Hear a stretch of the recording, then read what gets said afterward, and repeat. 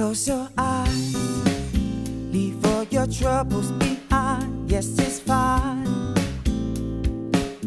Come kick it with me in my imagination.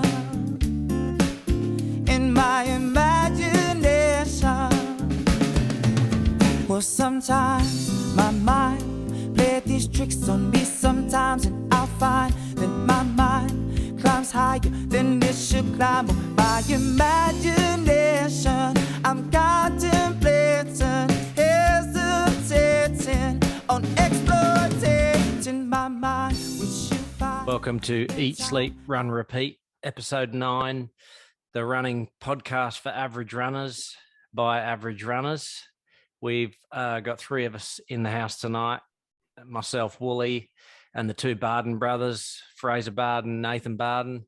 The Spartan Sparling is in bed. He's working crazy night shift hours coming into Easter.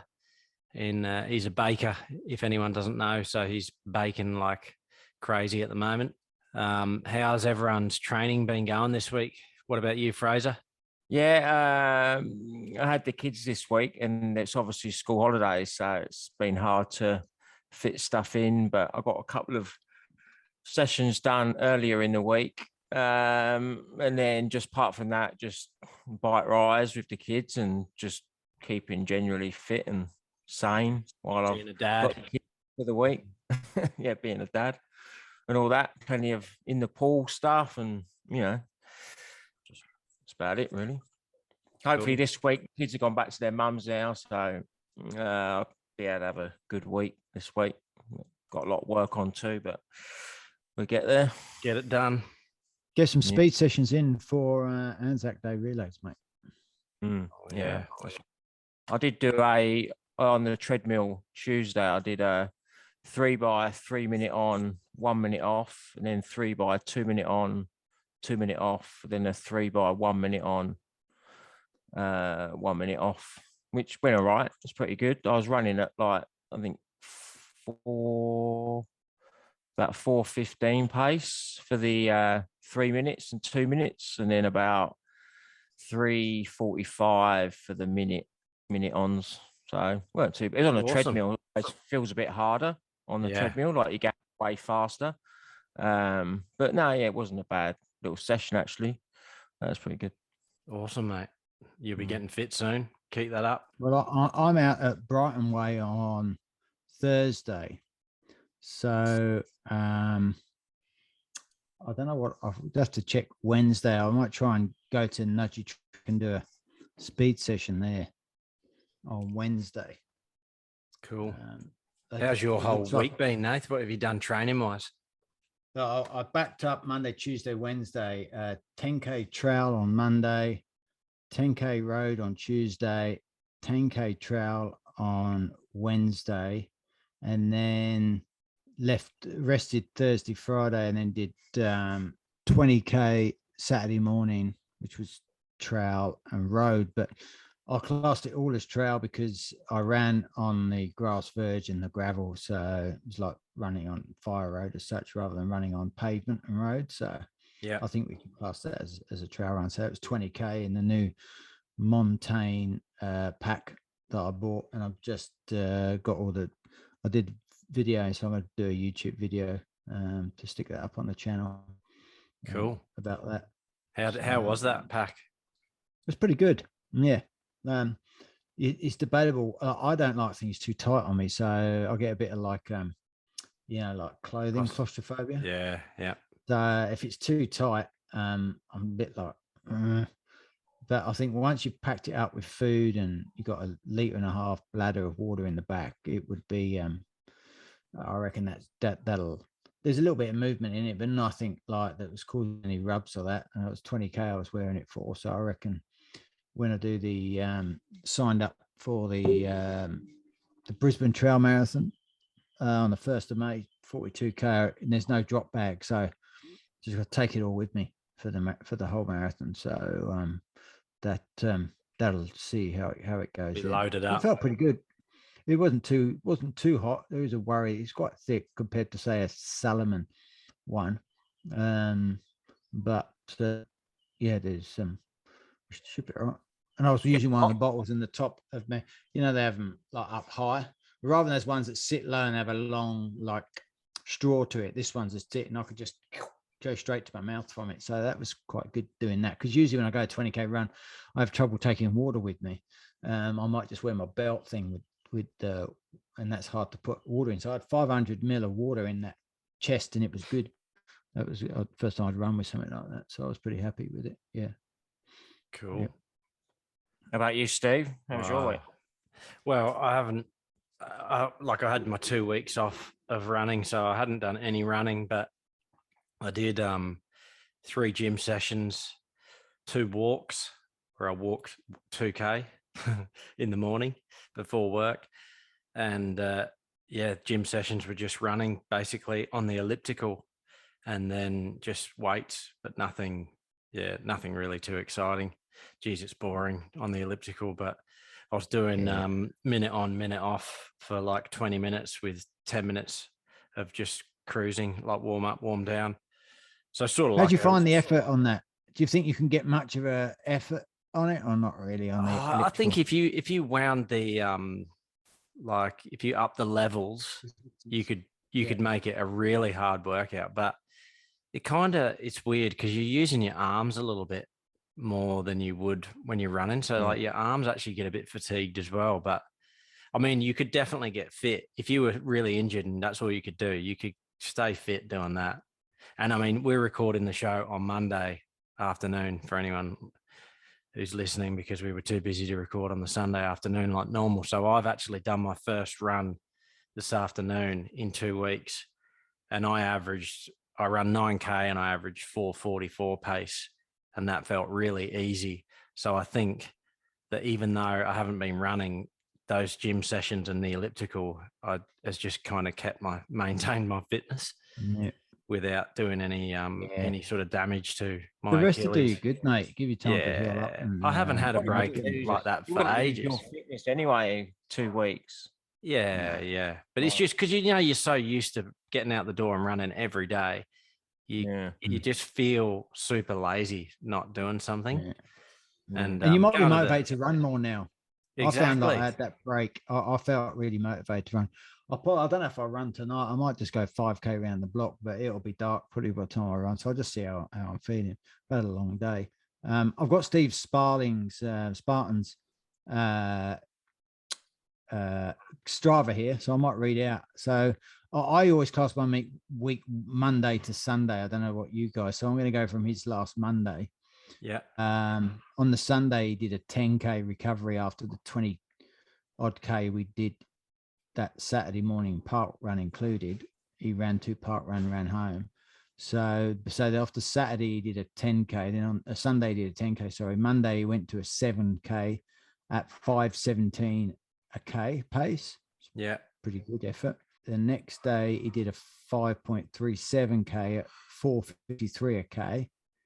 Then he went to the next day a 7K at 5:09 a K. He's doing a lot of fast stuff, isn't he? Like, I don't know if that's his easy pace. With 5 minutes a K is his easy pace. Yeah, I think it's still a pretty good effort. Cruising. Yeah. And then he did a 6K at 4:55 a K. I wonder if, the 80-20 rule of the Matherton theory, he's doing too much at too high a heart rate. Got to go slow to go faster. If he's doing his sessions, that's probably easy for him. He's probably just used to going around that 5 minute K pace. He goes off his heart rate though, doesn't he? So he's obviously running. Yeah. And then he did yesterday. He went and did the handicap 10K. It looks like just under 10K, but it was that all trail. It says 9.68 on his Strava, but it might be 10K. And he whacked out a 4:48 a K pace and did 46:28 for 10K trail. That was that handicap series at the Glass House Mountains with is that the Caboolture Road Runners? Yeah. And he got 3rd place. So he can talk about that. Next week. And he is entered in on Good Friday, the Wild Horse at Night. He's doing the 25K. I missed out by a few hours on an entry into the 50K. And I'm a bit annoyed because the organizer has said that it's sold out. And I said, how can there's like a 12K, a 16K, a 25K, and 50K. How can all distances sell out at the same time? And they have a cap on total number of people entering the race, not per race, which I'm going to criticize a little bit, because say if you've got 200 people in the 25K and only 30 in the 50K, like there's loads of room to put more, but maybe there's an insurance thing or the amount of medals they might have a they limit. cap it at like 400 people or whatever, All and up. that's it. Whether it doesn't matter what they're in, Yeah. you know. But Probably anyway, all I've asked. starting at the same time, are they, or what? No, they don't. The 50K starts at 3 p.m. and then the 25K starts at 6 p.m. So depending where you are on your 50, the 25K you're going to run at night, and the 50K you're going to run half in the daylight, half at night. So I've asked for a spot if there's a cancellation, but I'm not too worried if I'm not, because it's a 50K backing up 2 weeks after the last one. And then we've got a week to recover for the relays. Then a week later, I'm doing not even a week later, I'm doing the Brisbane Trail Marathon. So I'd try and get an entry for the 25K or something. Like, just keep an eye on Facebook. You know how sometimes people just post and say, selling my ticket.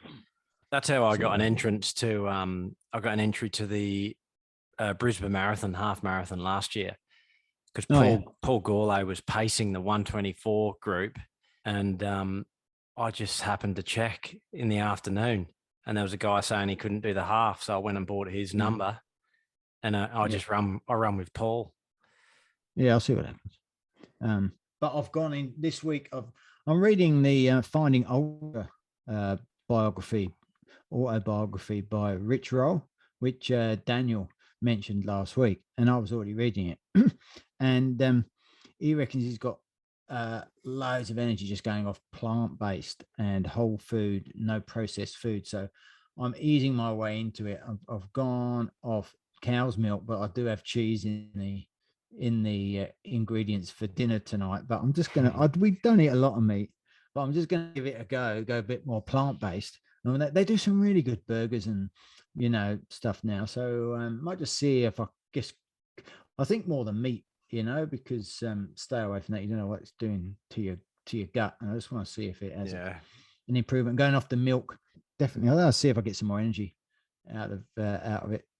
A lot of people get those like vegan protein shakes and plant-based protein these days. Oh, it's terrible. It tastes terrible. That plant-based protein powder just I've had some before. I don't think it was that bad. Oh, it was like mashed up cardboard. I've had that. I bought some pea protein, and it was I couldn't drink it. I chucked it all out. Well, I've got the different milks today. The almond milk, I've got to say, tastes pretty good. I haven't tried. I've got some rice milk and I've got some oat milk, and I had the coconut milk. And yes, Steve, it does taste like coconut. It's bloody terrible. So I stick to the almond milk. I have the almond milk, the unsweetened. All almond milk's the same. There's a number of different ones, and I wonder if one might taste different to the other. So the one I've got at the moment's all right. I'll just try some different ones. I always gave ones what's cheapest. About $2, I think, something like that. Cheapest ain't the boys the best, though, is it? Mate, that's all. It's all almond milk, unsweetened almond milk. Purchase of the week. You want a purchase of the week? I actually do have a purchase of the week, but it's not running related. I purchased a for anyone who doesn't know, my work is I'm a builder, and I'm building lots of timber decks and stuff like that. And I bought a new decking screw system called the Camo Fixing System. And it's basically a clamp that goes on your board, and it secret fixes all the boards.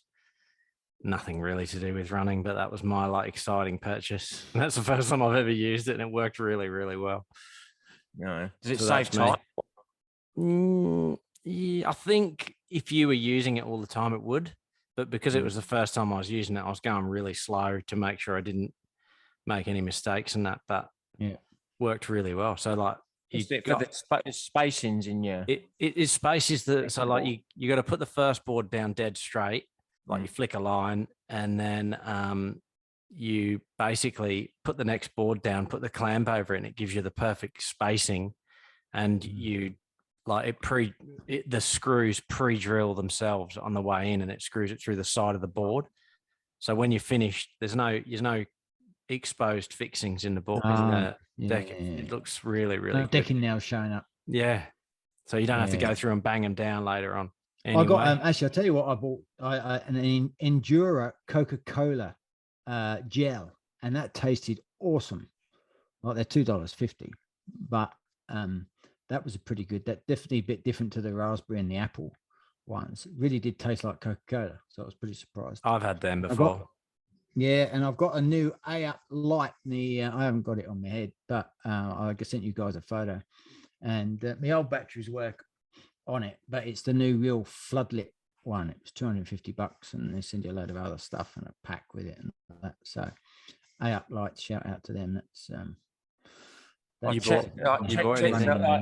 This is unrelated, but I took the boys to Chermside today, got them a pair of trainers, running trainers each. Where and from? then that Rebel Sport. And then we went to this When you go DFO? No, I wasn't going to go. I didn't have time to go all the way there. They got some, but they're only $110 for these ones. I got like Sammy, really good ones. I'll get them in a minute. I'll show you. But I was going to get a voucher for his birthday. Yogurt place, and if you guess, you self-service, and if you guess the weight correctly, then you get it for free. So like Lucas had one, and then we guessed his weight. A yogurt. Yeah, it's a yogurt self-service. So, you dispense it into your bowl that you have, and you can have add-ons like sweets, like... I've seen one. There's one up the coast. Sort of So, but if you guess the weight of what it is, because you pay by weight, then you get it for free. So I did Lucas's, and then we had a guess at like 120, and it was 148. So then we put Samuel's on, and then I guessed it at 136, and it was 136. So I got his wicked. Free. Do you have to be dead on to the 10th? Yeah, dead on to the gram. Yeah. Then they write it up on the board, and then like do it. So was it 1 kilo or what? No, grams. So it was 136 grams. 6 grams. You got it perfect. I got it, spot on. 130. Jesus, what's the odds? Get a lottery ticket. About 1 in 100, isn't it? I'd get a lottery ticket this week. yeah, I got one last week. Didn't win much, but no, yeah. Good guess. Yeah, what's Brad been doing? Do we know? He has actually been running. I did talk to him on the phone, but I think he's actually at work. But I'm not sure, but he's done some. He has been running. So yesterday he did 10K. Okay. The April the 9th, he did. I did it Muay Thai for an hour. I went Thai boxing. Another hour of Thai boxing, and then April the 3rd was a 10K run. So he's keeping on. He's keeping moving. He actually today sent me through the screenshot. He's entered the Jetty to Jetty half marathon. When's has he?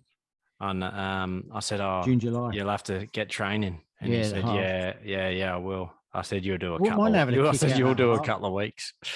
I haven't done a half since I actually had pneumonia at the time. Didn't realize it. I got 152. So if that was 2012 Twilight half. So I wouldn't want another smash out at a 21K. Those Twilight races, they're always windy. Yeah, but it's up and down. You got to go up over the bridges, and that was a bit. Oh, is that the Brisbane one? Yeah, that's tough. Yeah, down by UQ. Remember we came and cheered you on, Fraser, that night. We were riding the bikes around. Gee, it's big hills and that. And the speed bumps, you got to watch out for the speed bumps because you hit them if you're in a crowd and you don't see them. I didn't like racing at like nighttime. Because you got all day, you're tired by then. Like you got all day thinking about it. It's hard to get your food right too, isn't it? Yeah, I weren't really down with it all. All right. Well, let's get our guest on. Let's get the guest in. Okay, welcome this week's guest. I've spoke about him on the podcast a few times. Matty 3am 365 Mannion. Welcome, mate. Oh man, I've made it. Call mum, tell her I've made it. I'm on the big time. Eat, sleep, run, repeat. Yeah, mate. Good shit. I'm an avid listener, boys. So you got me. Thank you for having me. That's good. Mate, whilst we're on that actual topic, I'll just read out the list of countries where we've been played. Australia, obviously, UK, USA, Norway, Belgium, Cambodia, Canada, Mexico, Netherlands, Spain, Argentina, Brazil, Germany, Israel, Italy, Peru, Poland, South Africa, and Sweden. So if you're in any of them countries, thanks heaps for listening, and Wow. keep sharing the show. It's going good. Let's keep Glad there was growing. none in Russia. None in Russia. Yeah, glad of that. I think How they're are we lacking going? How are we internet. going in Afghanistan? I think the numbers are low. there. Nothing in Afghanistan either. Be good to get a couple of listens out there. Yeah. But mate, like I've spoke about you on the podcast before, saying how I checked my Instagram and you've already been online 2 hours ago and you're walking in the gym or you're running. How and why did the 3 a.m. training start? Yeah, there's a good story of how I got to 3 a.m., but I guess I'll take you back a few steps and just take you on a little bit of my journey. So I was always I was semi-professional rugby league, always chasing the dream of the NRL. Played in the Queensland Cup for many years, and then upon retiring, let's get this party started. You know what I mean? After training and dedicating your life to a sport and doing whatnot, you know, had a bit of freedom from training and got back into drinking and partying and just got lazy, real lazy. And, you know, I'd always come back, or then I'd drift out on the piss for a few months, and then I'd come back. I've got to lose this weight. And then the last time that it happened, I blew out. I was, you know, working crazy, had a shoulder injury, and I actually blew out to 135 kilos. Whoa. Which I'm, you know, I usually sit around 90. When I was playing top line rugby league, I was like a half 5'8", and that was about 88 kilos, 90 kilos. So 45 extra kilos in and around the gut. And my Ashley and Martin turning point one day was I was sitting on the shitter and I couldn't reach around to wipe, and I was like, nah, that's it. I'm done. I'm out of there. So yeah, the shoes came on, the bootstraps, and I know what I've got inside me, and I don't have a quit button, which is sometimes a positive, sometimes a negative. But I just had to start the journey of losing the weight again. And with that came running. Now, I've never been a runner. I've always been short sprints and whatnot, been very fast throughout rugby league, but never got into distance or never got into anything like that. So, of course, trying to lose the weight, my first thing was run 100 meters, walk 100 meters, run 100 meters, walk 100 meters, because that's all I could get out. And it eventually turned into getting into distance and whatnot. But along this journey, you know, I just found out that there's so many people out there, especially after you retire from sports, who get a little bit lost and need something to compete with and need something to do. And they forget who they are and, you know, what they've, you know, that when you get into your 30s, you still have purpose. Even if you had a really good sports career when you're young, you need to let go of that identity and move on to your next part of your life and keep going. So while I'm doing all this and I'm, you know, putting it out there and getting it back and sharing my story, I started going back to the gym, and I was thinking I was killing it. I was getting in there at about 4:30 in the morning, and I'm walking in the door and I'm like, yeah, I'm getting in early. How good. I'm working real hard. My ego's going really blasting. And I look over in the corner and there's a couple of dudes already in the gym. And I'm like, what's going on here? What time are these guys getting in? Anyway, so I come in the next day, 4:15. There's one bloke in there. I'm like, geez, one bloke beating me in the gym. What's going on? So I come in at 4 o'clock the next day. I've beat him. How good. I'm the first in the gym. I'm the big dick now. Let's go. Start ripping and doing my training. And then he walks in like 10 minutes later and sort of looks at me. And the next morning I come into the gym and he's in there earlier. He's in there at 3:50. And I'm like, what's going on? So then the next morning I'm, 3:45. Next morning he's 3:40. It's like he didn't want to give up this first in the gym spot. Like a battle. Like a full battle. I end up rocking up at 3 a.m. the next morning. I was this is it. I'm not playing this 5-minute game stuff. 3 a.m. it is. Bang, in the gym at 3 a.m. For the next few mornings, I seen him come at 3:40, 3:35, 3:30. Nah. And he went back to 4 o'clock. Lo and behold. You got him. Yeah, I got him. That was my own little win. At this stage, I had to win everything. I was back in that frame of mind. I mean, if I walked past a bit of plastic on the ground that should be in the bin, I had to pick it up. I had to beat that little man in my head. That was, you know, that was my whole thing that got me depressed and fat was, you know, letting that guy beat me in my head, that little voice in there. So my whole thing at this stage was win everything. Little did I know though, I'd stumbled across something that fit perfectly into my lifestyle. Now, before that, going to the gym at 4:30 or running or anything like that, I'm a tradie. I still work. I run a company with a fair few blokes in building, and the phone would just start going at 5:30. So I'm in the middle of a session. I'm trying to get it done. Next minute, yeah, this is a problem, issue, blah, blah, blah, blah, blah. Next minute, you know, more issues. So I was getting half a sessions done, and I was getting interrupted the whole time. Yeah. 3 a.m. came. I was getting in. I was doing a good warm up. I was getting a good, rather, I run one day and then I'll box and weights the next, run the next day. So my thing is I don't have any days off. I train 3 a.m., 365 every day of the year.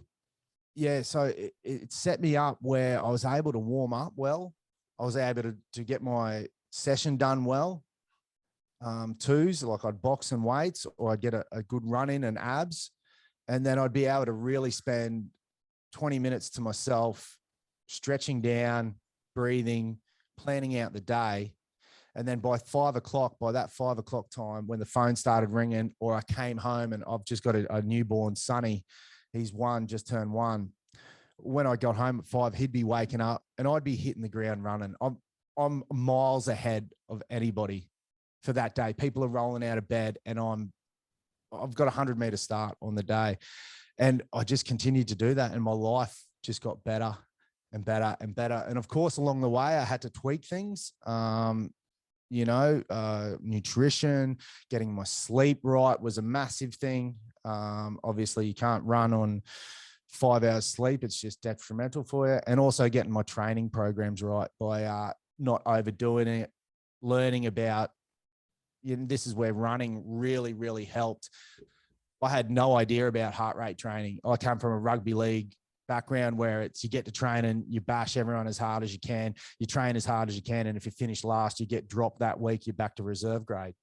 So this whole running thing when I started as well was new to me. I mean, I was just go out, run as hard as you can. Don't be a bitch. Don't stop until you finish and get over the line. So this whole thing and this everything has evolved into what it is now, and which has got me talking to you fine blokes here, telling my story. How good, mate! I completely agree with you, man. Because like at the moment, I work in the building trade as well. My phone, like say if I go for a run late at night, some nights, and I'll listen to a podcast, and my phone's beeping with shit about work, and it just feels like you can't escape it. So I completely understand where if you can get there super early and you just uninterrupted training. So it's a good thing. What time do you go to bed? Yeah, no, I'm it's what's the time? See, I've got half an hour left, boys. That's it. I'm out. I've got to go. I'll hang up. No, look, I'm 8 hours. So my alarm goes at about 2:30, 2:45 in the morning to get me training by 3. And look, I'll listen to my body, you know, if I need an extra hour or if I don't get to bed, you know, before 7:30, if I get to bed at 8 o'clock or something like that, well then, you know, that will catch up with me over 365 days. So I try and pay as much attention that I can while still doing everything that needs to be done, being a father, being a business owner, you know, getting training done, getting stuff what needs to be done. But my wife, she's on the same schedule as us, and you know, Sonny's down at 5:30, 6 o'clock, and he's up at 5 a.m. So we've just shifted that, you know, 8-hour sleeping pattern to come a bit earlier. It does cover a bit of a detrimental, you know, we're not out for dinners or anything like that, or sort of any sort of little social things, but our social things happen in the morning, you know, where we're out for breakfasts or meeting people down the beach or we're doing it that way. So yeah, I'm definitely 8 hours is the key for me. I do have ADHD, so I can run on 5 quite easily, but yeah, it's sleep's huge for me. So important. You live down the Gold Coast too, so those early mornings where you're getting a coffee and that along the beach, can't beat Oh, that. mate, you can't. It's pristine, boys. And I've got my my routes and my markers and all that now. And basically, I start down at Miami, near Miami Hill there, and you basically just follow the road and follow the beach all the way in. 5Ks is Broad Beach. 15 is basically just to the beginning of Surfers, and then all the way through Surfers Paradise and up to Main Beach at the end of the path. That's sort of my 10K, 10.5, 21K half marathon turnaround point. Do you ever run near Burley? Yeah, I'm running with a few of my footy mates at the moment, and they like going south. I don't like it. I think it's straight into the wind. But no, we go down that You way. might bump into John Wayne Parr. Yeah. Have you ever bumped into him? No, I haven't. Maybe the mornings or the evenings. Yeah, he's well known here on the Goldie, and I really want to speak to him because how good's his story as well. Like, man's a freak. So yeah, he's got an awesome story. But running that way, especially if you get anything past 5 a.m. or 6 a.m., it's packed going towards Burley. There's 20-year-olds with, their full Instagram crew. I think they're whole running while their arms up here the whole time. There's not one going down. Yeah, they get their 2 kilometers done and then they go back and stretch it out for 7 hours. So that's the Goldie though. You got to love it. Yeah. Mate, didn't you just injured your shoulder surfing, didn't you? Or was it your arm, bicep or something? What happened there? Crazy. I've got well, this is what we're talking about, sleep and stress related and, stuff that coincides with training. And that's, outside stress counts just as much as the stress that you put on your body while training and while running. So I had a really stressful week at work. It was crazy. The last 2 weeks before that, we had a lot on with family visiting and whatnot. And I was a little bit run down. I had missed a little bit of sleep. And I thought to myself, I've got to go. I've got to get out. I've got to de-stress. And of course, surfing, growing up on the Sunshine Coast and being in the water my whole life, that's the way I clean my soul. That's the way I relax. And I was just out of sync. And I watched my brother get 3 really good ones. And I was like, I've got to go. I've got to get one. And finally, set popped up, just a little nice little left there, and just went to pull in on my backhand. Done it a million times before, stuck my hand into the wave to slow down, and it's just pulled it back and ruptured the tendon in my bicep there. So at first the doc goes, it's gone. Operation. And I'm like, fuck, here we go. Then I go get an ultrasound and they go, no, it's still attached. You don't need an operation. I'm like, how good? Oh. And then I go back to the doc. He goes, no, it's partially ruptured. You probably do need an operation still. And I'm like, oh no. So I'm riding this roller coaster again of, I've got the marathon coming up that I actually want to run this year. Last year, Steve-O come and helped me. We did it virtually, but obviously I didn't get to participate in the whole event. So I was really looking forward to that this year. So that's only, what's that? Is that 12 weeks 13, away? 12. Is that the Gold Coast Marathon? Yeah. Yeah, the Gold Coast. Yep. Nice and flat.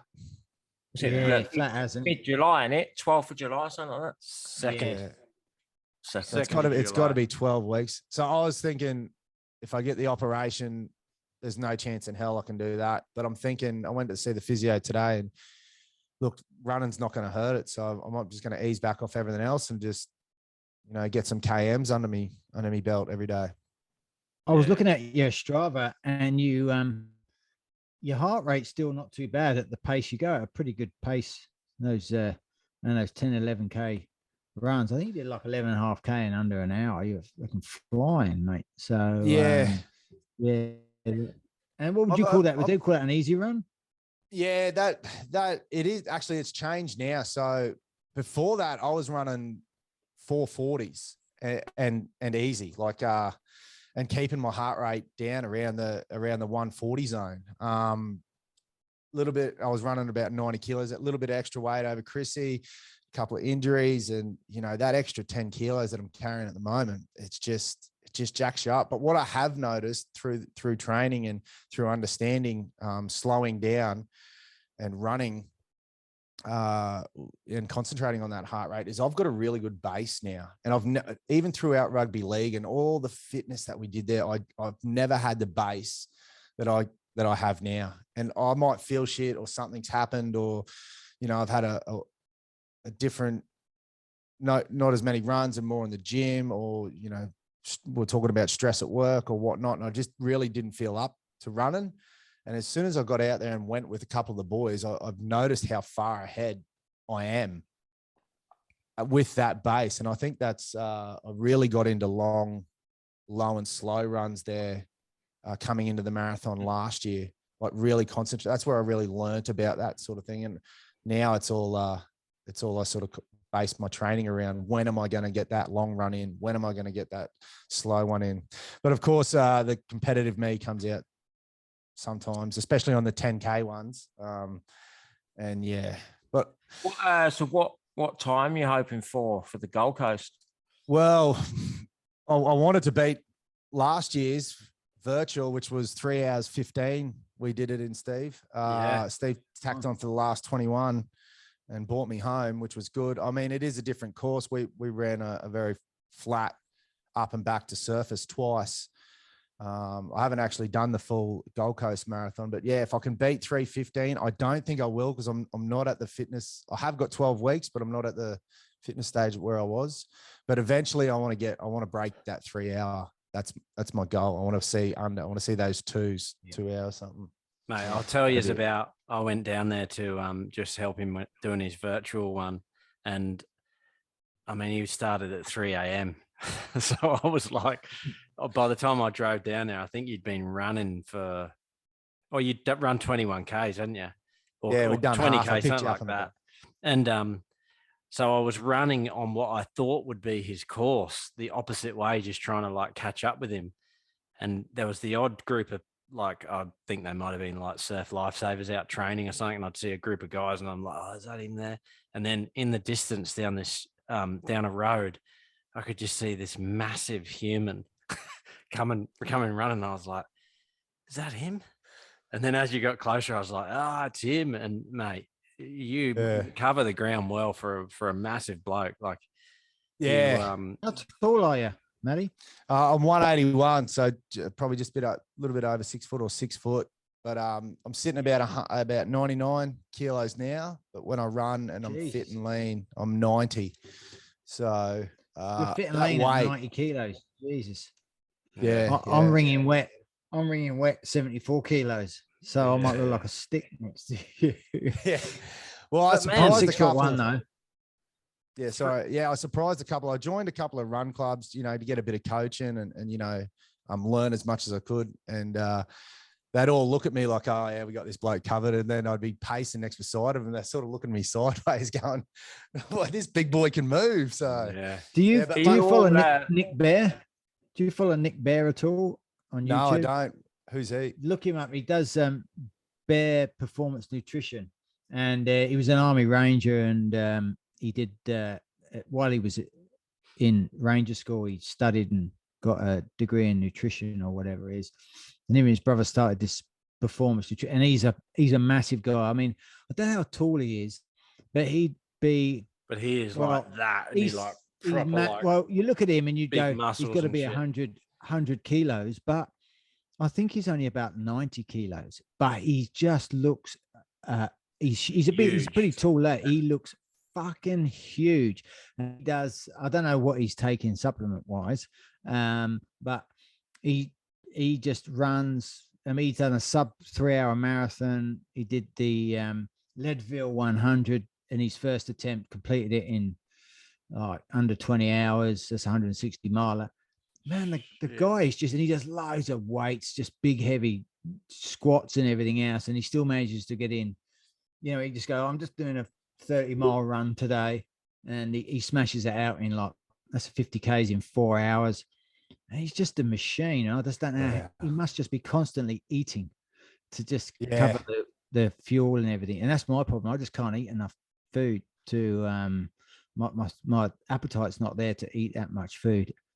To maintain that. I'm the opposite when it comes to food. Hey, I blow out. I blow out real quick. I've got to be very, very conscious and with what I eat. Israel and I are Very- both type 1 diabetics, so that makes it a little bit trickier as well. Yeah, I've listened You to that, and know. I've listened to you guys on your runs and how you've been dealing with that as well. So that Yeah, it's What's another. your- It's just, is that a consistent thing that you guys have to like every run is Yeah. different, that you have to go, Yeah. okay, that one isn't. So you don't, Yeah. you come into it with a game plan, but you don't, you need to change it throughout the run to execute it. Like, it's not like you can Well, take that listen, same no, game plan. yeah, if you heard the one, and if you watched the YouTube video, Return to the Ultra, my sugar just went up astronomically, stupidly high before the race, but then it came down just as quickly. And I should have, when I did the video, I should have put the picture on it of the tracking, because I was wearing a Libre 2, which tracks your blood sugar 24 hours a day. And it just went up like a spike and down like a spike. And so that obviously throws a spanner in the works, different to, I wasn't expecting to have to deal with that. And so that just adds another dimension to it, which you don't want to have to deal with. And if that hadn't happened, it might have been a different race, might, gone faster, what a number of other things. But yeah, it's and you have to sort of play it ad hoc as you're going, because you don't know what might happen.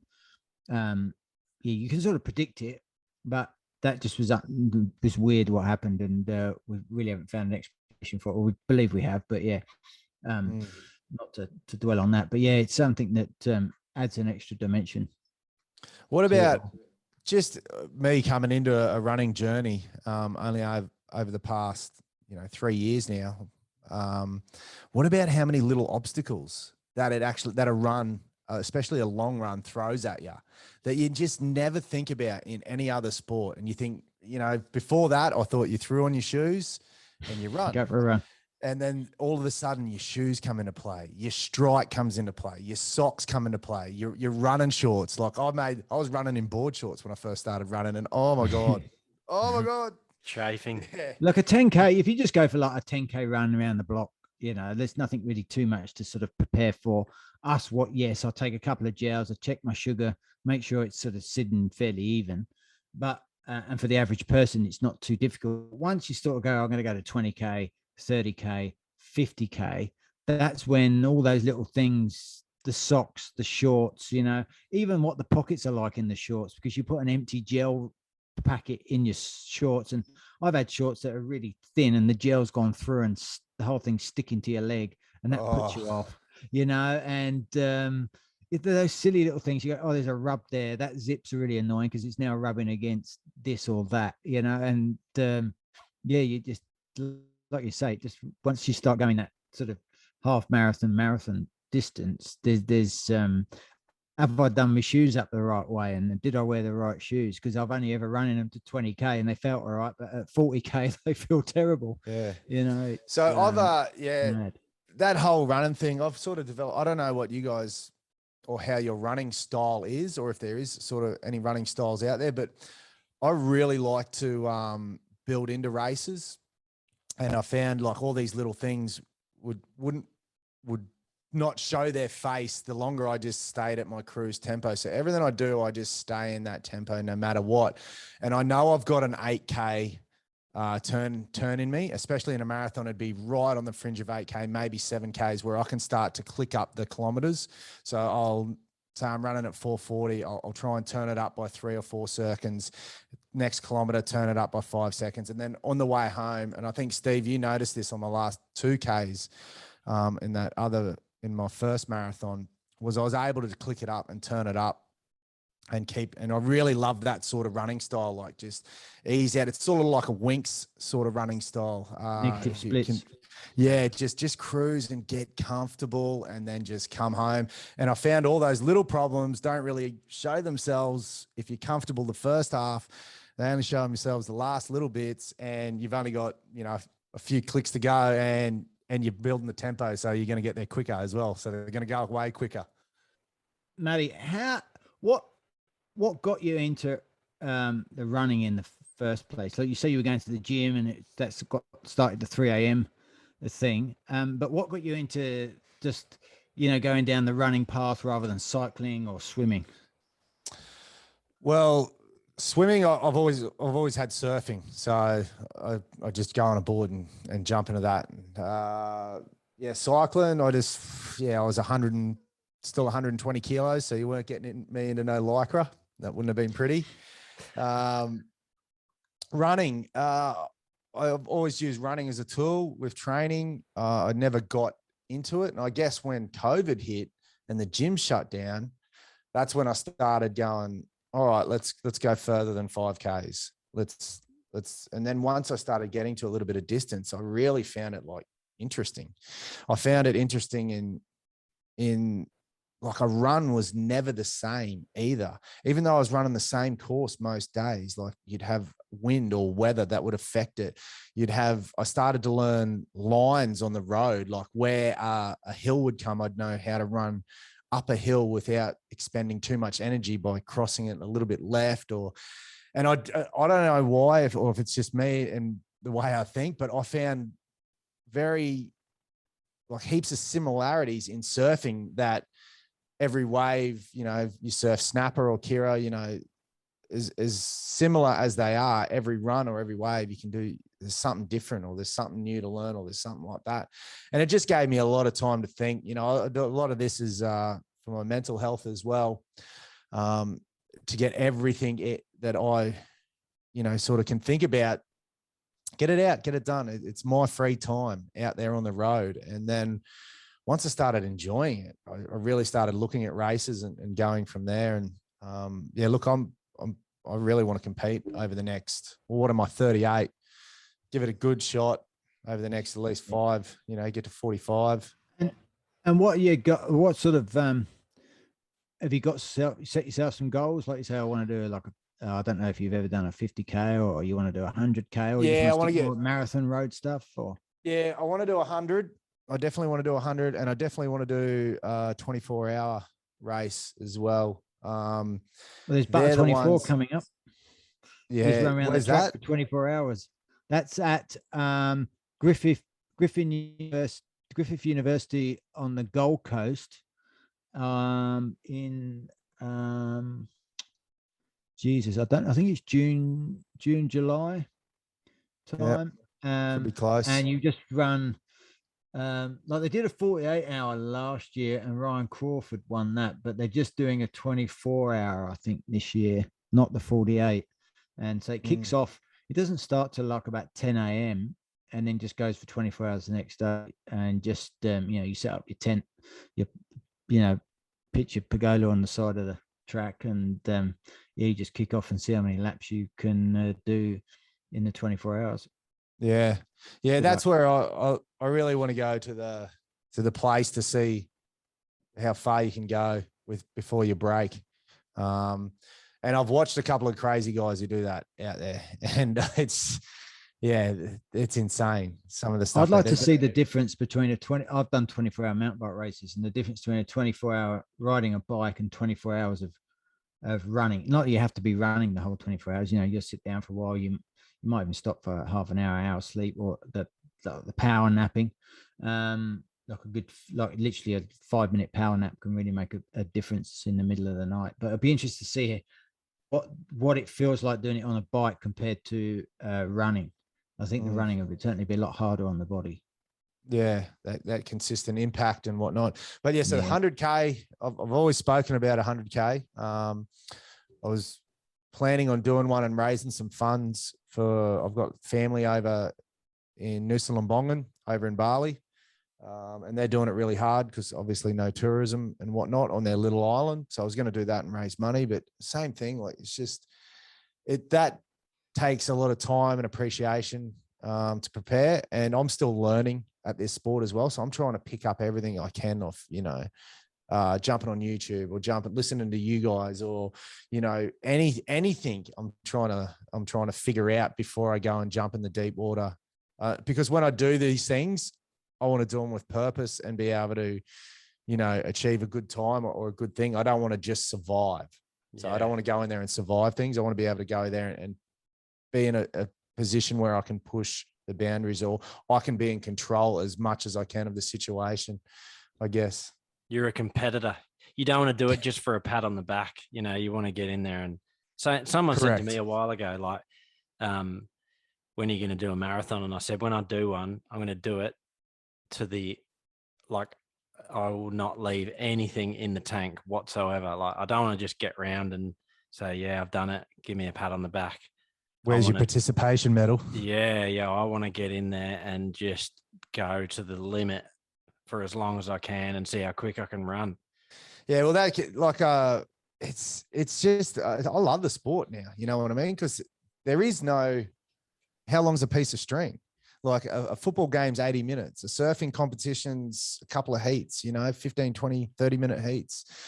You want to run, you go, you know what I mean? And I'm thinking of other things that I can incorporate this with. And I've got a couple of projects that I don't really want to let out there now because I think they're really good projects, but it's to do going up and down the coastline of Australia.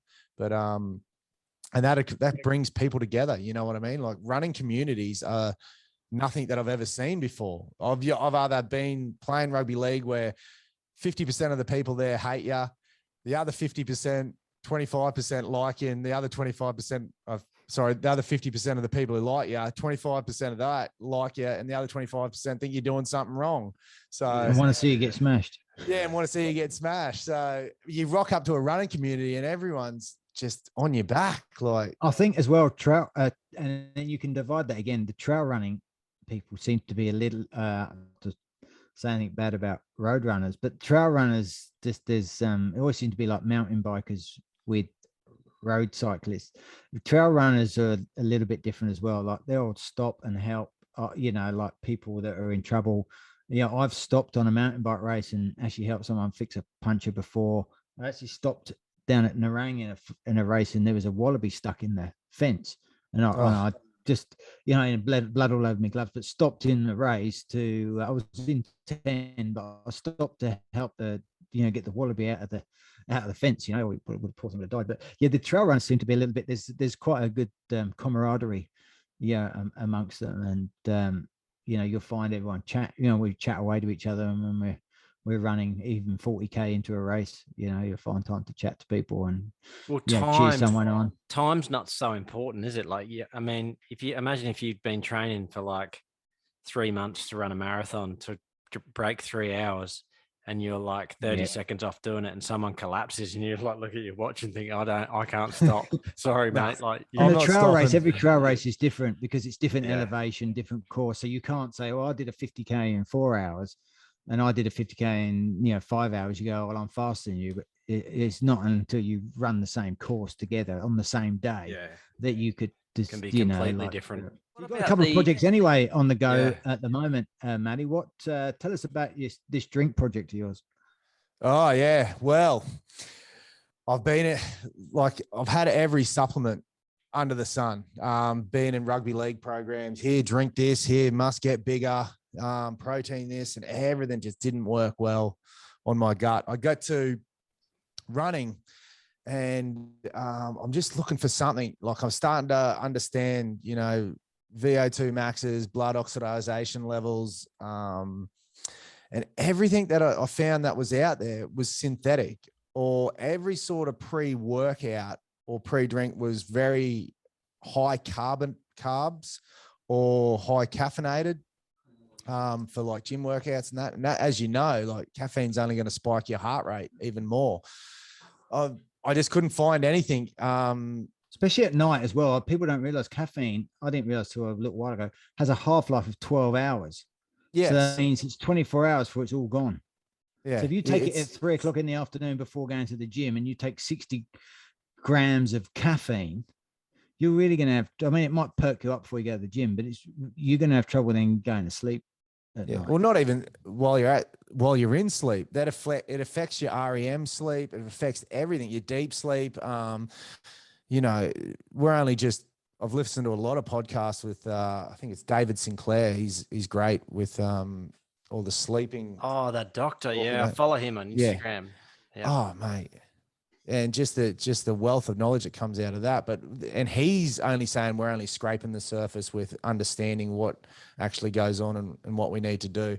So, after that, I was getting up every morning I was going, I'll have that, that. And I was taking me multivitamins and working out everything. And it was just a process. And I'm thinking, I just need something that I go bang, scoop, away we go. And then from there, that was just going to be like my daily perfect levels of vitamins and minerals, because I eat a carnivore diet, and I've been doing this for a couple of years now. But in the beginning now, I was really tweaking with my body and what it was missing out on and what I needed to add in. And then as I've learned and adjusted along, I've pulled out a few things. But in the beginning there, I just needed a drink to go in the morning. And then from there, I was like, well, if I just tweak this a little bit and I add a couple of these things and, throw in a sprinkle of this, that's going to help extend and prolong, my heart rate spiking. It's going to help, all the blood oxidation get through my system better. And then I found a really good a guy down here who's willing to work with me. Usually this stuff costs thousands to develop. And so we started testing, and, he did a lot of research for me.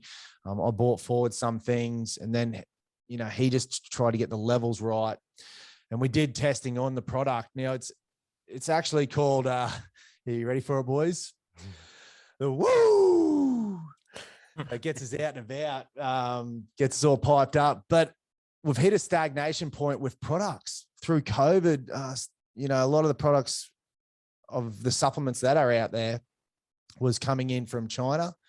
Now that they can't access all that, a lot of the local ingredients that we're using are gone and taken by all the big companies, and we can't finish it. We can't get the products we need to do to finish it. And once again, like running a marathon, like you said, Steve, if I'm trying to break a record or you're going out there to do it purposefully, I'm not going to put a product, or I'm not going to ask my friends or family to test a product that I don't think's ready yet. So it's still on the cards. It's still in the background. I was really excited about it, 9 months ago, where we got to this point, but you legit cannot get ingredients at the moment unless you're a big company and you're buying them in bulk from, there. It's crazy. COVID's crazy. Mate, me and my wife take this supplement. It's like a greens drink by a company called Tropika. And I've noticed since COVID that, one, you couldn't get it. And then when you did get it, you could tell there was a slight difference in the taste. So they've obviously changed it. And I private messaged them and said, have you changed the ingredients? Because it doesn't taste the same. And they sent back like just a generic, like a marketing response. Like, thanks for getting back to us. It was like, yeah, we've made it even better, blah, blah, blah, or something like that. And I was like, it just didn't taste as natural. Do you know what I mean? Look, I understand it. Businesses are trying to survive. But if it ain't broke, don't fix it. That's my take on it. But, what do you do? There's nothing you can do.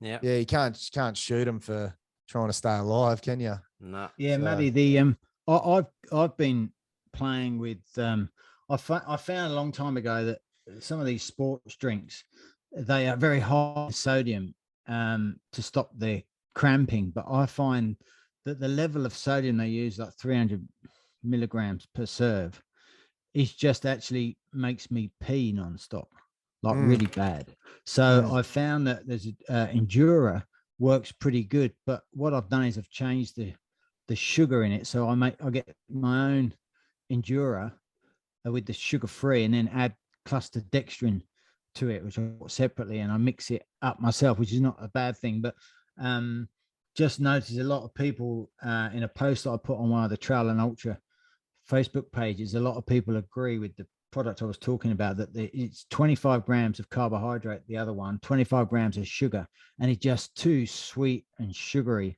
It's people like, oh, and I've had actually people message me from it saying, hey, what do you use? What, like, I have stomach trouble. Is it the sugar? Is it this? And there's a lot of people out there that you really can't find the right drinks for them. And actually people are saying, oh, I get a tablespoon of salt and I get a tablespoon of sugar, then I add a bit of lemon juice and I make my own. And that's what I do my ultra marathon on. And it just seems that there's such a big market out there for people wanting different sorts of sports drinks. Huge, You know, huge market. And Yeah. here's to your point. I run my marathons on no carbs, no sugars. So I'm fat adapted. Yeah, I've seen the eyebrows rage. Everyone's sort of a thing. I run on fat for fuel. Now, I'm assuming it won't work past the 42-kilometer mark, and I'll have to do some sort of adaptation before that. But yeah, with my marathon, there was no sugars, there was no carbohydrates or anything like that. It was all. How did you feel afterwards? Oh, fine, but perfect. When you're in that when you're adapted, like I said, when you're in that fat adapted fuel burning zone, and you're there for a while, and your body's in that zone, like adding carbohydrates now for me during the week is, oh man, it sends me into like nearly on my knees.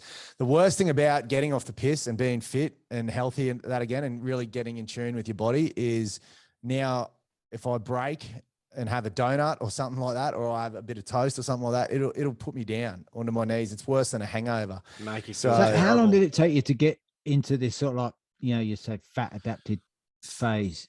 I'd say, look, it doesn't take too long to get in there. So 3 days I can be back in there. If I've broken, depends how much, if I've had a bit of cake for Sonny's birthday, or, I've added some toast because the place I had breakfast with didn't take it away, and I'm too piggy, so I eat it. But it takes me about 3 days to get back into it. But the whole adaptation stage, I reckon, would have taken me about 3 months to fully be in tune and not. I should break that down. 2 weeks, all my cravings were gone for anything else. That they were gone. I didn't want. So I you didn't want don't eat. sugar. So nowadays you don't eat. You eat rice, potatoes, pasta, stuff like that. None. No, I won't go near any of that. It just upsets my gut. It's I'm really into getting my gut microbiome and all that right first, and then usually my happiness and all my training will flow on, and my diet will perfect from there. So if I have a break, I'll go back to some fermented foods first to get the acidic levels in my gut right. That helps, just push them over to that more acidic side, and then just meats, just red meat mainly. So And how about things like dairy products? yeah, full cream dairy, full cow. Obviously, none of the processed stuff. I'll have that if I have a coffee. But cheese, yeah. Look, cheese is good. Like I'll use that as snacks. But yeah, we'll have I'll have Jarlsberg, smoked salmon and eggs. That'll be my breakfast, like a roll up in the Jarlsberg. Do you find you're getting enough energy, enough calories from Yeah, your calorie mate, count? when you have you seen my cooking? You jump on my Instagram, check it out. Yeah. I eat ribeyes, mate. I eat ribeye steaks that are you put one of them to bed, there's 1,000 calories in it. You do that twice a day, you got enough. Obviously, programming with long runs and whatnot, my body does scream for food after, and I just eat more. I went through the whole process of, you need carbohydrate. And I listened to this on my first race, which was the GC30. It was only a 30-kilometer race. And I was fat adapted and I was flying and fine. Everything was perfect. But everyone was like, you got to take your gels. You got to take this. You got to take this. And you got to remember, I'm still in the learning stage. So I'm like, yep, I've got that in my bag, and bang, bang, bang. And it brought me unstuck. The moment I had my first gel, I was thinking, 8K, I'm going to have my first gel or whatever. Boom. Within 5Ks of that, I was cramping. I hobbled home. People giving me sodium tablets, and I was filthy at myself. I think the last 5Ks, I was watching 80-year-old grandmas just cruise past me like that. I was like, nah, never again. I'm going to do what I know and I understand. And I listened to I can't remember the doctor. Who was it? But he broke down this whole fat adaptation and the reason for not even introducing carbohydrates until past that sort of zone.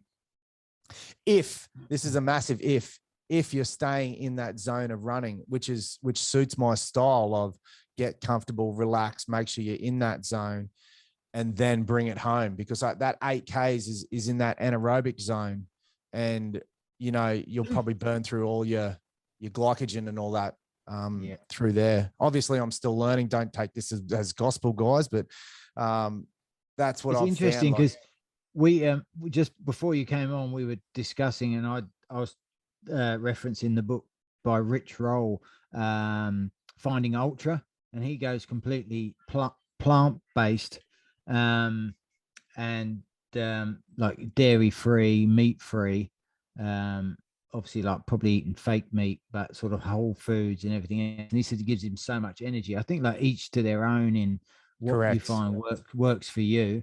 And like he's pretty lean like myself, and I was discussing saying I'm actually just going to give it a go because I don't eat too much meat, but I do love a good steak, you know, and tuna and chicken and all that. But there's a number of other products out there, so we're just going to give that a go. And I've gone from I've got the almond milk in the fridge, and just going to see. I do love my milk as well. Like I love a glass of milk on my cereals, you know, and it's sort of my go to when my blood sugar is low is a glass of milk, and just see, you know, I'm not going to go full, you know, go completely 100% to start with, just ease my way into it and just see if it is what's the word I'm looking for, if it's achievable to do it, you know, like, because there's so many easy ways, like we was talking earlier today, of slipping up and going, oh, you know, it is difficult if you go out for dinner.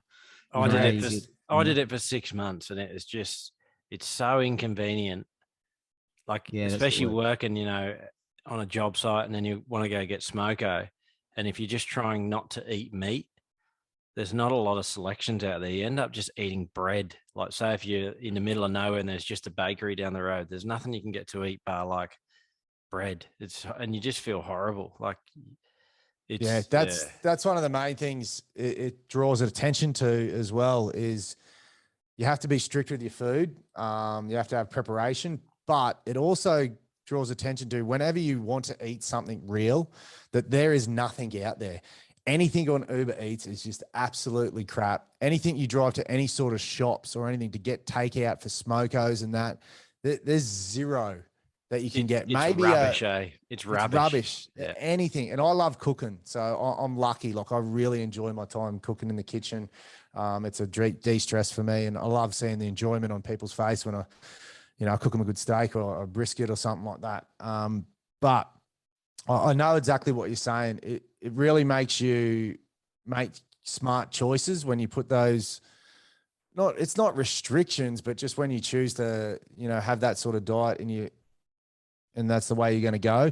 But what I found as well is I'd come into it the first time I dabbled into it for like a month or two, and then I'd come out for a week or two, and then I'd go, oh, no, I'm going back. And I'd go back in, I'd stay longer. I'd stay for like 6 months or something. And then I'd fuck up and I'd do all that. And I'd, you know, grass is greener. Let's go join Darth Vader and that. Let's get on that side again and come back. And no, I'm coming back. And then I'd stay even longer. And now it's to a period where, you know, we just got over Chrissy over Sonny's birthday, and, you know, I'm really focusing on getting me diet and all that back online. And yeah, I don't know if you'll get me out of it again. Like, it's got to take a huge event. Fruit. Do you eat fruit? Yeah, look, I have been introducing fruit now. I haven't before, but now I will on a day that I'll eat a leaner steak. So basically, you just don't want to mix those carbohydrates and those sugars while you're eating, basically simultaneously with a you know, a fatty ribeye. So if you eat a fatty ribeye and then you have some dessert, for say your fruit's your dessert, and you have it straight away, your body's going to attach. It's like your ribeye is a log on a fire and your fruits are sticks. You throw them both on a fire, the fire's going to burn the sticks first and the log's going to be saved for later. Well, that's exactly what your body does as well. It goes, oh, beautiful, there's sticks to burn, there's fruit, let's take that. Let's take the short carbs, the fructose sugars and all that. And it's always thinking we're going to be in starvation mode. Let's grab that steak and the fat and we're going to store it for later. Let's keep it over here.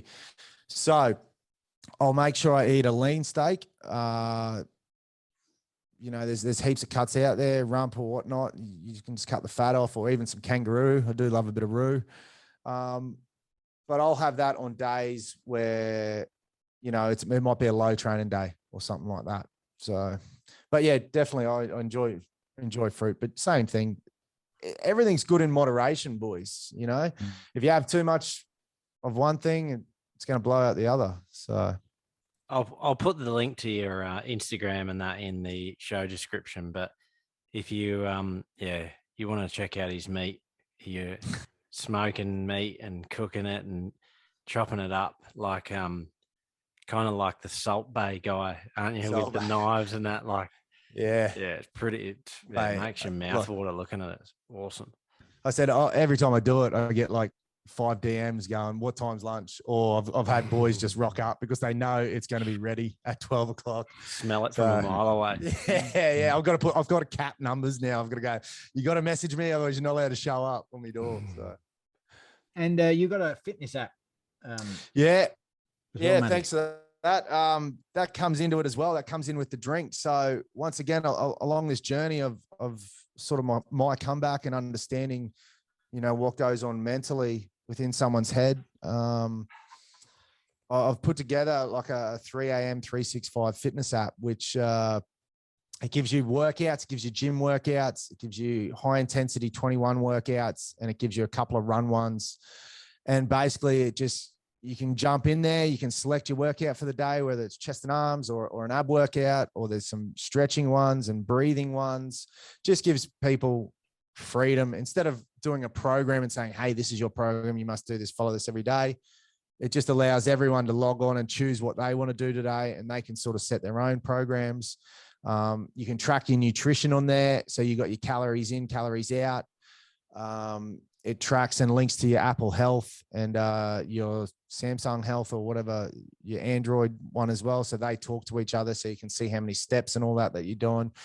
And of course, your water as well. So it just gives you a daily reminder to go do a workout. And it doesn't have to be the hardest workout in the world. Like I said, you can pick a yoga stretch one, or just a normal stretch routine, or there's a couple of breathing ones in there. But it's just my outlook on life is no days off, no excuses. It's 3 a.m. 365. And I live it and I breathe it and I believe in it. And, you know, it's something that I think can help. You know, it's not for athletes. Athletes know what they're doing. It's for people who sort of need to remind themselves that they're an athlete, or someone who's looking to make a change in their life and just needs a little bit of what I've learned along the way, and a tool as well to be able to, because, you know, calories in, calories out is everything. Basically, you need to understand what food you're throwing in your body, and this does it all. Yeah, this app. So, And what's the app called? It's 3 a.m. 365, boys. It's Okay. out now. It's the first version has just been released, and I've got all my friends and family running through the testing and that. So if anyone wants to jump on board, there's a free week there, and you can always message me if you want another couple of free weeks. I don't mind. You can message me straight through the app as well. We can do voice video calls as well if you need to ask questions and whatnot. But yeah, that's sort of my journey. That's my way of giving back to what sport has given me. And I've got the app, mate. It's an awesome app. But that, like what you just said then, is exactly what we're kind of doing with this. Is like, this isn't for elite runners or elite athletes. This is like, we're just trying to hopefully motivate the local guy that goes to parkrun. You know, he might be just wanting to get that little bit of inspiration to get off the couch and go run, do some training during the week. Like, they're the sort of people that need the help. Like you said, a professional athlete, they don't need to be told what to do. They know what to do. It's your average Joe who's trying to live a healthier life and, you know, get off the couch. That's right. And it's 1 to 1, and it's 1 to a million ratio. There's one athlete, there's a million of us average Joes who are trying to figure out life and trying to figure out, you know, which direction we're going in. And, you know, my main thing is keeping people off the piss, keeping them off the drink and giving them purpose again. And I've had so many mates after they retire from rugby league, they just drink. It's like, we're done. It's all over. And I'm trying to say, no, it's not. let's go again. Let's pick up something new. You know, everyone's so scared of being an amateur of something, not being a professional at something, or not being good at something. They forget like how good it is to learn. Like, for me, running, like it's just sparked. I've learned so much over the last couple of years. Going back to boxing again, you know, I've had a couple of fights after I retired from rugby league, but going back to boxing and actually getting coached and learning, it just sparks that interest. Like every day you're like, oh, what's going on? What's something new? Or what's that person doing? Or you're watching something and it's just, you're learning again. Like going back down to Oztag or throwing the footy around doesn't even excite me anymore. It's like it's a previous life almost. I can't even remember a rugby league game because I'm so focused on what's next and what's new. And that's one of our things with 3 a.m. 365 is, you know, you don't have to get up at 3 a.m. firstly. Your 3 a.m. is 2 hours before you start the day. So if you're a tradie, obviously it's around 3 a.m. If you're an office worker, it's just about finding that hour or 2 hours and committing it to yourself first, because otherwise life continues to get in the way. I think we put a lot of pressure on us. Like you've been a professional sportsman, Steve, and I've been fairly high level with our kickboxing, and Fraser's fought and run when he was younger at a high level. And I think when you come from doing something at such a high level, everything you approach, usually in sport, you want to go, oh, you know, and unfortunately time isn't on our side, you know, when you're in your 40s like me, guys, and you go, I wonder if I could be at the same level. And you sort of give everything, you give like running that commitment that you would. And I had a bit of an epiphany when I was training for my 50K. I was like, oh, I want to get 5 hours. And I was really putting pressure on myself. I was like, okay, when I stop, you know, drink stop, I need to be quick, you know, it needs to be like F1 pit stop. And then I just had a bit of an epiphany, and Steve Sparling said, when we were out running, we did a 38K that day. He said, you just got to make sure you enjoy it though, you know, because otherwise something might happen and you're going to have to stop for this. And then I went, you know what, I'm putting too much pressure on myself, too much pressure in my training, getting to a point where I was like, oh, you know, maybe I wasn't quite enjoying it as much as I should do. I just went, doesn't matter what time I get, as long as I get under 6 hours, I don't need to push for 5.5 hours. And it just sort of like a weight came off my shoulders. And I went, you know, I'm not going to win it. Okay, I'm not going to come last either. But it doesn't matter if I do come last, because of the achievement that not many people ever do is, you know, a 50K race in one day. And, correct. And it just, I think there's people out there that hopefully we can, like Steve said, we can hook into, and that we can give some motivation to go, you know, I don't have to think I'm going to win the Olympics when I do it. And, you know, I just want to, you know, do my first marathon and complete it. Yeah, well, hopefully like you said, the battle's always within yourself, isn't it? It's always you versus you. And I think running really brings that out in that as well. It's definitely you versus you. But the one thing that I found as well is we're always trying to chase our former selves, especially being a former athlete. You know, you set a standard, and then say you're out of touch, or say you're unfit, or say you're off your marathon time or anything like that.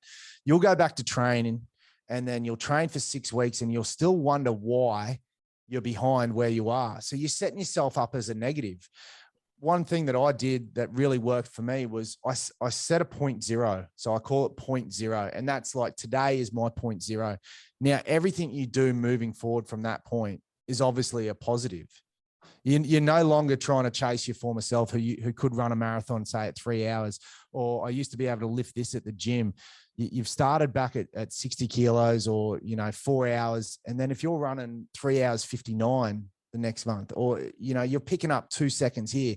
Now you're always in a positive. You're no longer training for 6 weeks and going, geez, I'm still 50% behind where I should be, or where I was. You know, where you were is great. That's great. Never forget what you've done, or your achievements. But I'm always about, as soon as you've finished that achievement, you got to hit reset again, and you got to set a new one, and you got to be moving forward. Because if you're consistently chasing yourself or chasing how good you used to be or what you used to be able to do, you're setting yourself up to be in the negatives straight away, straight away.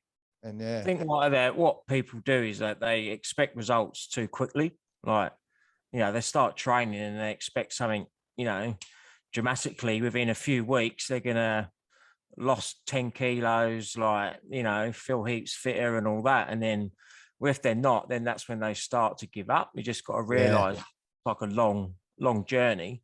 No one plays the long game. That's right. Got to enjoy it along the way as well. Couldn't agree more.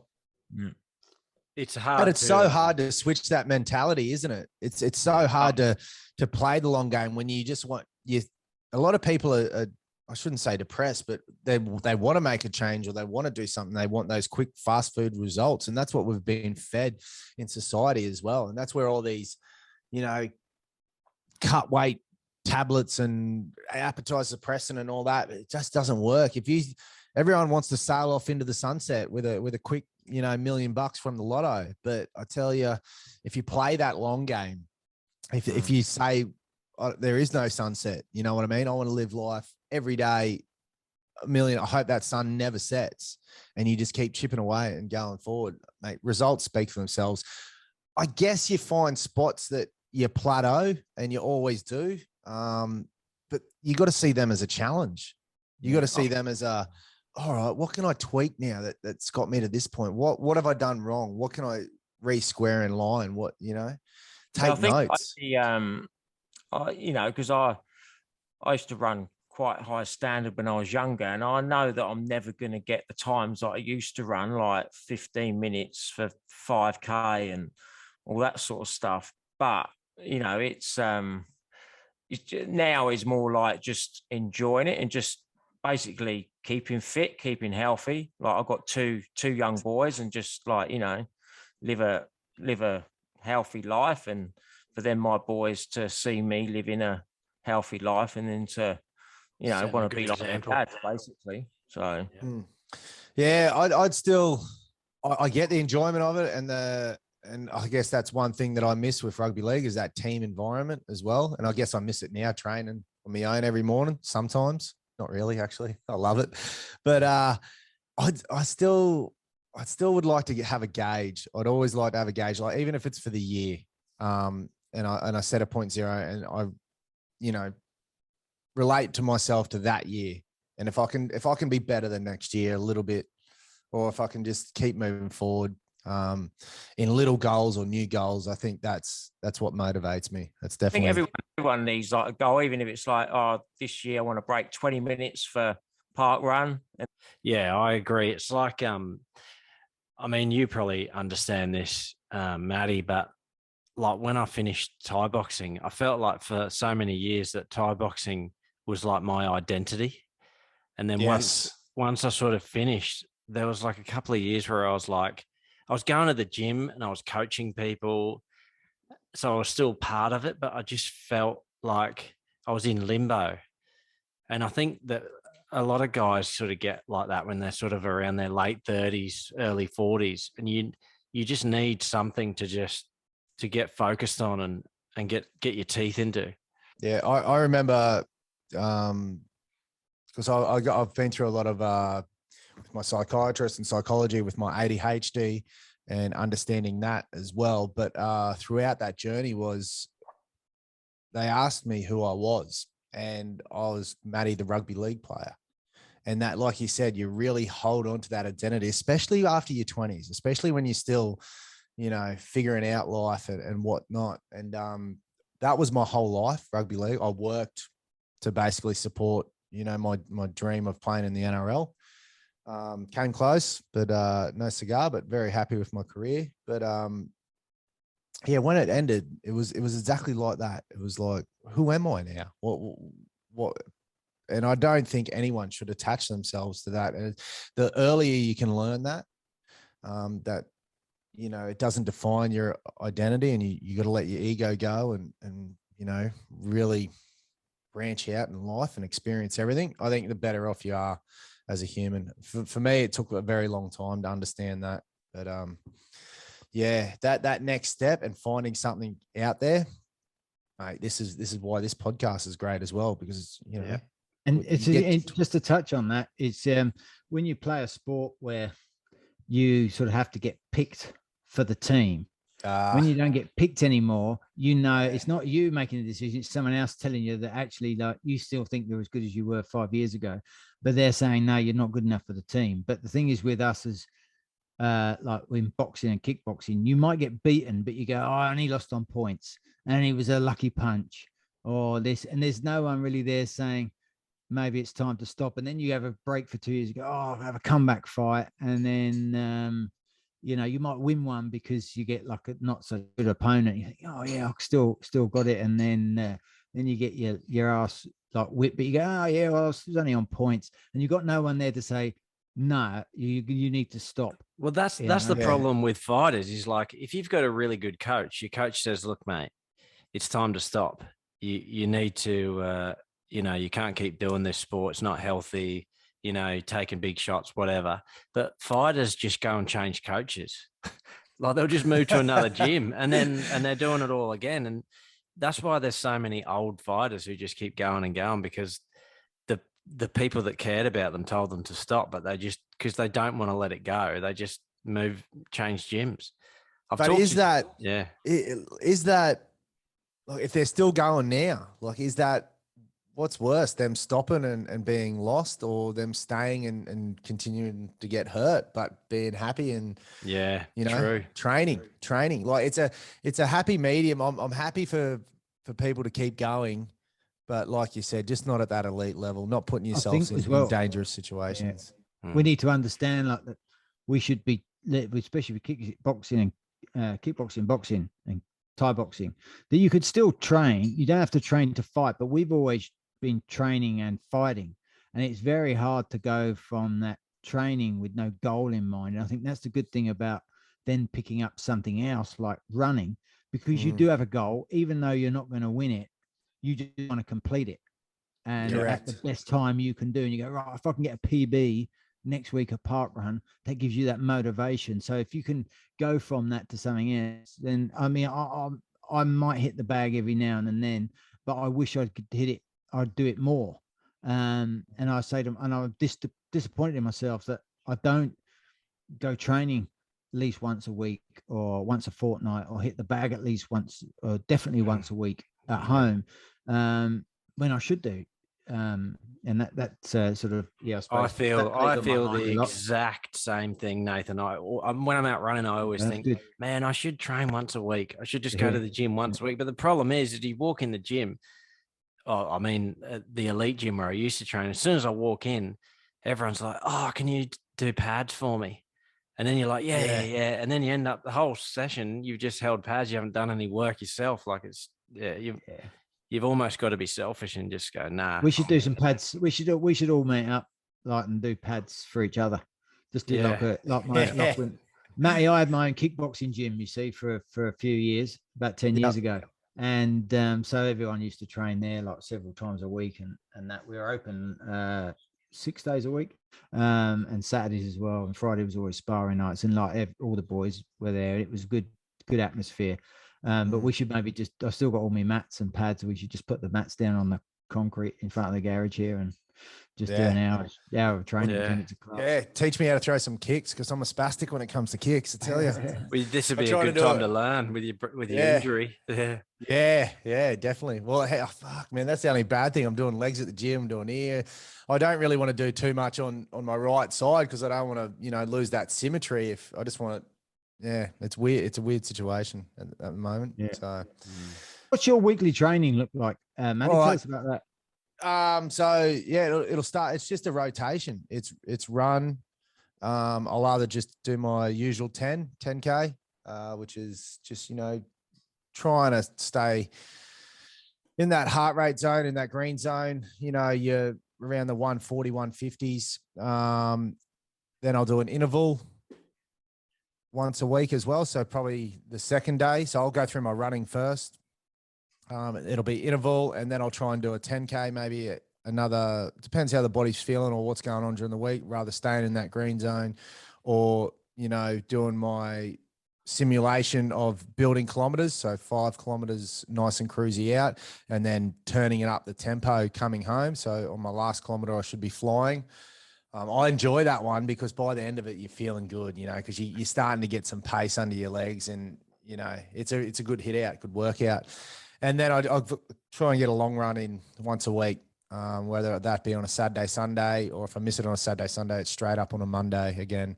And that'll be, 15 to 21 Ks. When I'm getting further and closer into marathons, my distance just stays up.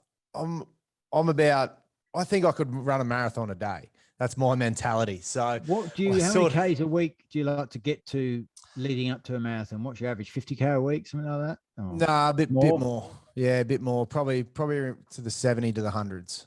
So probably a couple of half marathons a week I like to do. And this is good for people there's people out there that maybe are married, kids, and run a business like yourself, working. And you're able to find the time to put those Ks in as well. And I think that's the inspiration for people to say, it's not that tomorrow I've got to get up at 3 o'clock. I might get up 15 minutes earlier tomorrow. Then the next day I'll get up 15 minutes earlier. Yeah, correct. I go to bed 15 minutes earlier, and then just add it time by time. Yeah, that's right. But the same as racing, your drink stops, you're tying your shoelaces up. There's all time in the morning that can be saved. Prep the night before, your shoes, your running gear, you're out. You bang, bang, bang. Yep. I'm out the door. It takes me 5 minutes. I don't lose 10 minutes looking at me bloody phone. I don't lose 15 minutes tying my shoelaces up. That's 5 kilometers right there. Like doing those two things. Disciplined. Yeah. I'm in and out. And then just on my rotation day, so that's every second day. On my other days, like I said, I'm at the gym and I'm rotating between upper body and lower body in the weights. I'm boxing. I'm, 6 shadow, 6 on the bag, or I'm working on something that I'm, trying to figure out. As I said, I'm still learning with that sport, so everything's sort of exciting. I'll watch Canelo, or I'll watch, a fighter who I want to imitate, and then I'll go and try and do it. And then it's stretching, just stretch every day, stretch and breathing routines as well. I'm massive into my breath work. High in through the nose, 6 in, 6 out. There's a coherent sort of one on the app that I use a lot, but that de-stresses and takes out everything as well. So that's sort of my week. Well, that's sort of my year, I guess you could call it, because it's 365 on repeat. Mate, that's a good place to wrap it up, I reckon. Yeah, you beaut. I think my battery for a while. Computer's about to go as well. Oh, mate, thanks for coming on. It's been unreal. I'll put I'll put all the links in the description to all of the app and your cooking on Instagram and all that. Yeah. Thanks, boys. I appreciate it. As I just celebrated, I put my arms up. I forgot I got a torn bicep. I think I just ripped it again. You idiot, Mannion. Too excited. All right. I'll leave you there, boys. I'll wrap it up. Thanks heaps. Thanks heaps for having us. Yeah, mate. Awesome. Thank you. All right. Great, guys.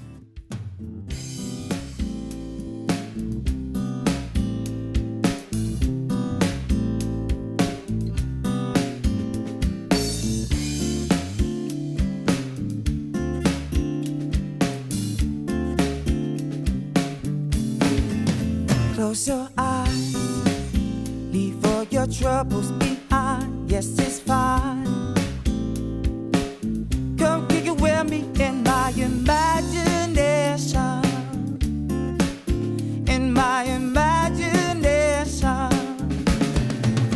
Well, sometimes my mind plays these tricks on me sometimes, and I'll find that my mind climbs higher than it should climb. My imagination, I'm contemplating, hesitating on exploiting my mind, which you find in time. Our minds, they will shine when they want to shine. You can put a time on mine. Show me these purple elephants, a twisted intelligence, extension on tolerance, dimension of flowers in my mind.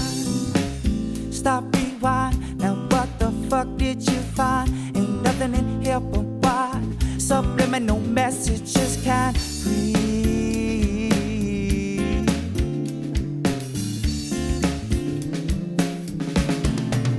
Close your eyes, leave all your troubles behind. Yes, it's fine.